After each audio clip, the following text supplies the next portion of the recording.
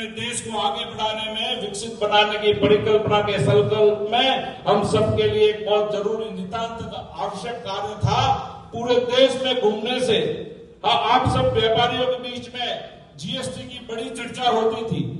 GST 2017 में हमने परिवर्तन किया एक टैक्स लगाने के बाद, लेकिन भारत की माननीय प्रधानमंत्री जी के नेतृत्व में सरकार ने निरंतर उस पर प्रयास जारी रखा।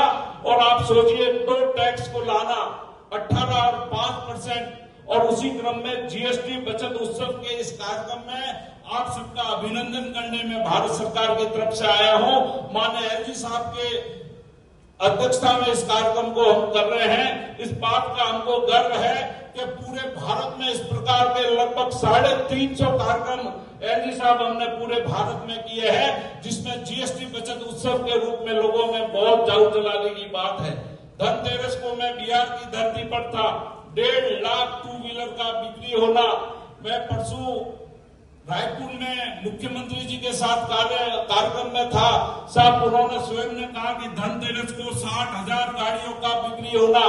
आप सोचिए, जिस प्रकार की जाऊ जलाने पूरे देश में जीएसटी बचत को सुगमता लाने के लिए, उसको आगे बढ़ाने के लिए आज हजारों करोड़ रुपए का जो कारोबार हो रहा है, और इतनी इंडस्ट्री का भारत भर से आना, उसका मूल जो निर्णय शक्ति है वो सर माननीय मोदी जी के नेतृत्व में आपकी निर्णय शक्ति है, आपकी पारदर्शिता है, आपकी सुगमता है, आपकी सरलता है, आपकी व्यवस्था है, आपकी अर्थव्यवस्था को आगे बढ़ाने की जो नेम है। हम सब जानते हैं 2019 से पहले जम्मू कश्मीर में सैलानियों की संख्या लगभग 1.5 लाख हो गई थी।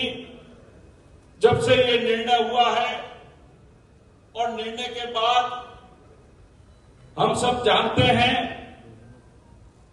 कि 370 के बाद आज वो संख्या बढ़ के लगभग 2.40 करोड़ तक पहुंच गई।